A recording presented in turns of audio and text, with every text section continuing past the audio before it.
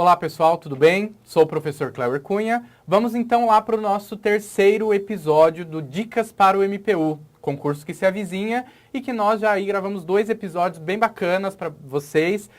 Deem uma olhadinha lá, principalmente no primeiro episódio, que é aquele episódio que eu trato da organização do MPU, episódio importantíssimo, em que eu tratei de várias coisas ali sobre a organização do MPU. Não deixem de assistir, pessoal. Foi um episódio rapidinho, em que eu tratei de vários quadrinhos ali. Tenham aqueles quadrinhos como mantra, assistam mais de uma vez, assistam várias vezes. Por quê? Porque aqueles quadrinhos ali, eles são básicos. Você que pretende ser técnico, você que pretende ser analista do Ministério Público da União, você necessita saber sobre a organização do MPU, como se organiza este órgão que você pretende ingressar. Beleza? No segundo episódio, nós tratamos aí sobre se eu presto para técnico ou para analista. Foi um vídeo bem bacana também, que eu indico para vocês vocês assistam. Neste terceiro episódio, pessoal, nós vamos falar um pouco sobre a Banca CESP. A tão temida Banca CESP. Olha só, pessoal, o histórico do concurso do MPU, ele já passou pela Banca ESAF, já passou pela Banca FCC, e nos 2 últimos concursos, que foram os concursos de 2010 e 2013, eles foram realizados pela Banca CESP. Eu sou analista do MPU, eu ingressei no concurso de 2010, no concurso da Banca CESP, o primeiro concurso aí da Banca CESP.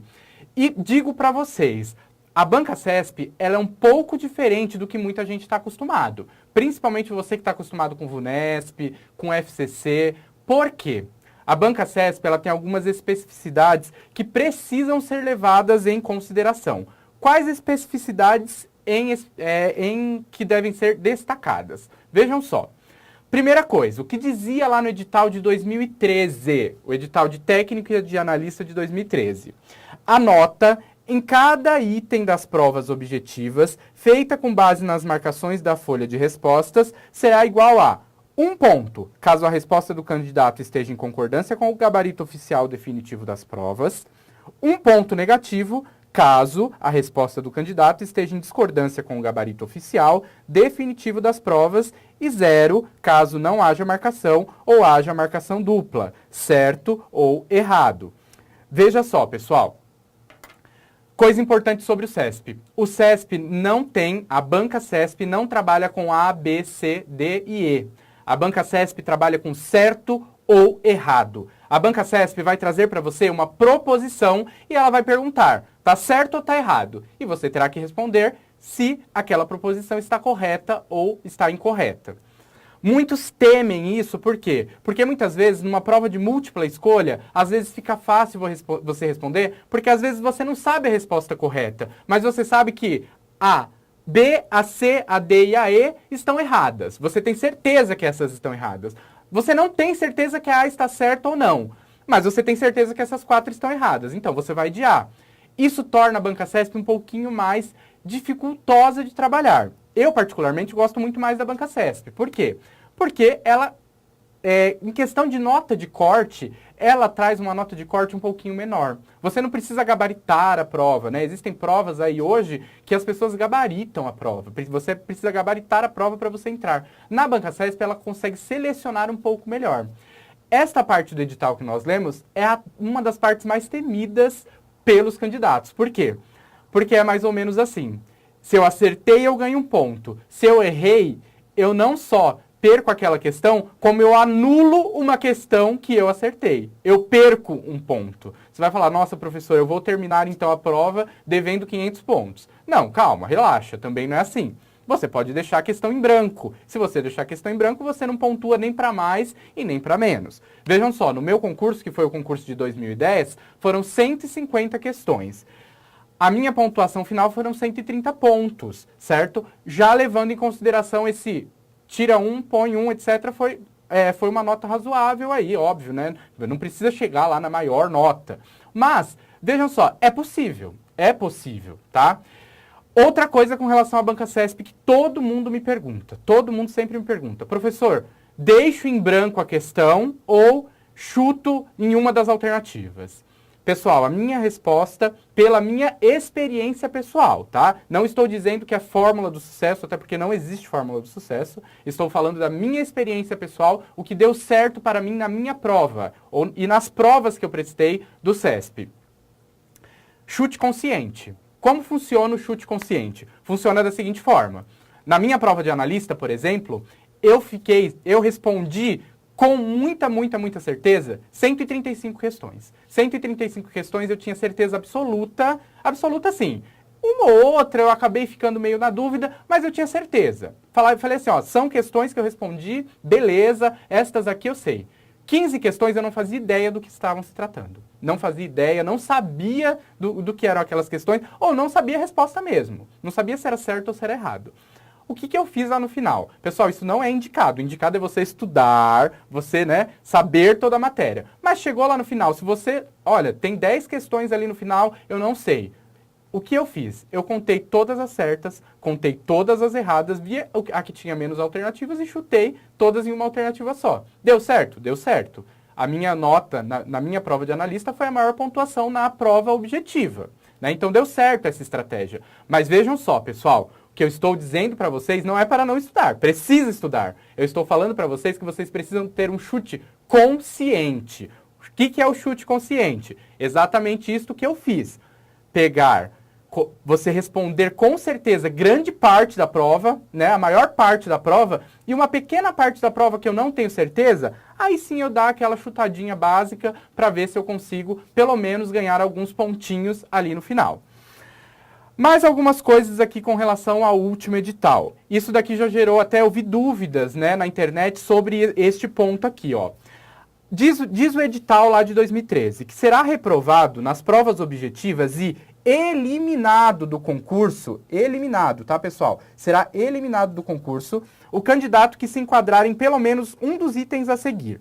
Obtiver nota inferior a 12 pontos na prova objetiva de conhecimentos básicos, P1. Obtiver nota inferior a 23 pontos na prova objetiva de conhecimentos específicos, P2. Obtiver nota inferior a 40 pontos no conjunto das provas. Lembrando que, olha só, pessoal, lembrem-se, tá?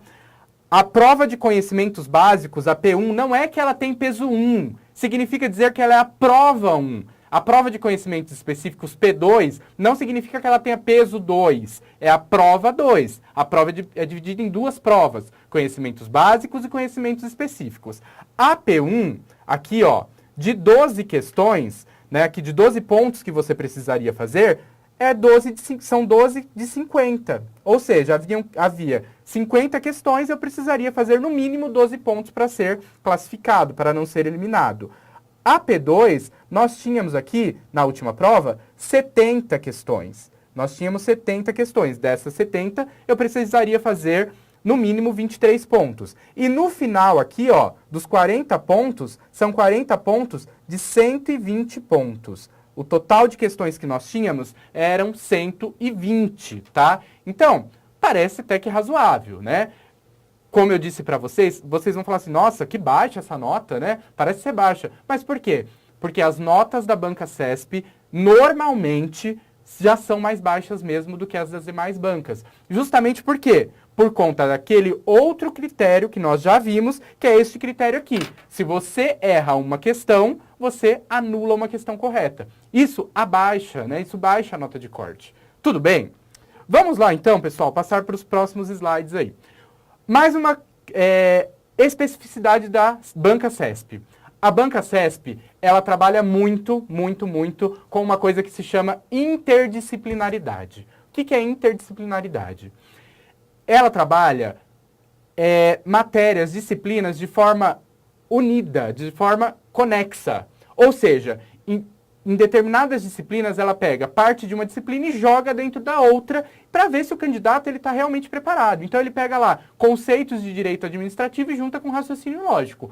Aqui tem um grande exemplo na última prova, na prova de técnico. Vejam só essa questão de técnico que eu não irei resolver, tá? Já digo para vocês, não irei resolver porque é uma questão de raciocínio lógico. Fica lá para o professor José Luiz resolver, tá? É só o enunciado. Eu quero que vocês prestem atenção neste enunciado. Nos termos da lei, 8666 de 1993. Veja só, pessoal, o candidato, quando ele via este enunciado aqui, ó, Lei 8666 de 1993, o que ele pensaria? Poxa vida, é uma questão de direito administrativo, licitações. E vem realmente o enunciado de licitações, ó. É dispensável a realização de nova licitação quando não aparecerem interessados em licitação anterior e esta não puder ser repetida sem prejuízo para a administração. Parou aqui o direito administrativo. Pessoal, aqui acabou o direito administrativo. Daqui em diante, nós vamos tratar de raciocínio lógico. A questão, na verdade, tratava de raciocínio lógico. Olha o que diz a questão. Considerando apenas os aspectos desse mandamento atinentes à lógica e que ele seja cumprido, se, e somente se, a proposição nele contida, proposição P, for verdadeira, julgue os itens seguintes. E aí vinham os itens seguintes, que a gente não vai trabalhar, como eu disse para vocês, é uma questão de raciocínio lógico. Eu só trouxe essa questão aqui para que vocês vejam exatamente esta interdisciplinariedade. Olha só, nós estamos tratando de uma questão que parece ser de direito administrativo, mas é uma questão de raciocínio lógico. Veja que bacana, é a banca CESP entrelaçando as disciplinas, trazendo uma disciplina para dentro da outra, para ver se o candidato aí ele está atento, porque é como eu disse, muitas vezes você vai achar que é uma questão de direito administrativo, e não é. É uma questão de raciocínio lógico. Isso é banca CESP. É uma banca, assim, mais melindrosa, que você precisa ter um pouquinho mais de jogo de cintura, um pouquinho mais de malandragem. Aí você vai me falar assim, professor, então a banca CESP ela é impossível de trabalhar. Nossa, eu estou acostumado com a banca VUNESP. A banca VUNESP ela é uma banca legal, é uma banca que eu já tenho muito conhecimento, que eu já trabalho bastante com ela, etc. Então, vai ser impossível para mim passar nesse concurso, porque eu só trabalho com banca CESP, com outras bancas, VUNESP, Fundação Carlos Chagas, etc., que trabalham com alternativas. Parei, não vou estudar para o técnico para analista. Parou, gente. Parou, porque olha só, vejam esta próxima questão, que parece que é uma questão basilar, uma questão muito bacana, que trata de um tema bem legal aí, ó. No que concerne ao Ministério Público, e como eu disse para vocês, ó, assistam ao nosso primeiro episódio. Se você assistiu ao nosso primeiro episódio, você consegue responder esta questão muito, muito facilmente. Diz assim, no que concerne ao Ministério Público, julgue o item subsequente. Cabe ao Presidente da República a nomeação do Procurador-Geral da República. Até aqui tudo bem, cujo mandato será de 2 anos, permitida uma recondução, apenas mediante autorização de 2/3 dos membros do Senado Federal, poderá ser o Procurador-Geral destituído do cargo. Pessoal, você vai falar, nossa, que questão difícil. Não é difícil, pessoal. Vejam só, primeiro, a questão está certa ou errada? A questão, ela está errada, pessoal. Por que ela está errada? O que está errado nesta questão? Vamos ver o que diz o artigo 128 da Constituição Federal, que trata exatamente da nomeação do Procurador-Geral da República. Ela diz o seguinte, ó, ele diz o seguinte, o Ministério Público da União, isso daqui eu estou repetindo, pessoal, por quê? Isso daqui nós vimos lá no nosso primeiro episódio, mais uma vez eu digo e repito, assistam o nosso primeiro episódio. Diz o seguinte, o MPU tem por chefe o PGR, nomeado pelo Presidente da República, dentre integrantes da carreira, para mandato de 2 anos. Permitida a recondução. A recondução. Vejam só, a recondução. Não é uma recondução. Quem é reconduzido uma única vez? O PGJ, o Procurador-Geral dos Estados e do Distrito Federal. Veja, a questão aqui ela não trata do PGJ, ela está tratando do PGR. Vejam só. E aqui na questão, o que ela fala? A questão fala que será permitida uma recondução. Uma recondução. Vejam só, não é uma recondução. Aqui, ó, é a recondução, certo? Beleza, mas não é só isso que está errado na questão, não. Tem mais coisa errada aí na questão, vejam só. Apenas mediante autorização de 2/3 dos membros do Senado Federal. Opa, 2/3. Pessoal, todas as vezes que a sua prova falar de números, preste atenção, levanta de quórum, né? Levanta aí a anteninha porque pode ter alguma coisa aí errada. Vamos lá pro dispositivo? Olha o que ele fala. Após a aprovação de maioria absoluta de seus membros. E para ser destituído?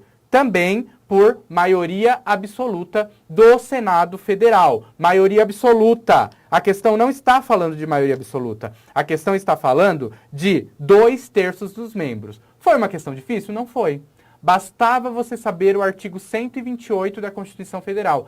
Texto de lei. Texto de lei. Então, para quem fala que banca CESP é difícil, ela é complicadinha, ela é mais trabalhosa. Como eu disse, ela tem uma interdisciplinaridade. Ela trabalha com essa questão de erra uma, você perde uma que você acertou. Mas tem questões fáceis também. E uma questão fácil dessas, você não pode perder. Não pode, tá? Tudo isso eu estou dizendo para vocês para desmistificar um pouco, né? Porque às vezes a gente fica na cabeça, vou desistir, é um concurso que não é para mim. Realmente, é um concurso de pessoas grandes, de pessoas que estudaram bem, que estudaram bastante. Continuem estudando bastante, porque é um concurso difícil. Mas também terão questões fáceis, terão questões que serão texto de lei. É a regra? Muitas vezes não. Muitas vezes a regra será a interdisciplinariedade, muitas vezes será também forçar um pouquinho na doutrina e um pouquinho na jurisprudência. Um pouquinho, tá? E aí, cabe a você saber dosar isso daí. Espero que vocês tenham gostado. A ideia aqui deste episódio foi desmistificar um pouquinho da banca CESP para vocês e aguardo vocês no nosso próximo episódio, 4º episódio. Até logo!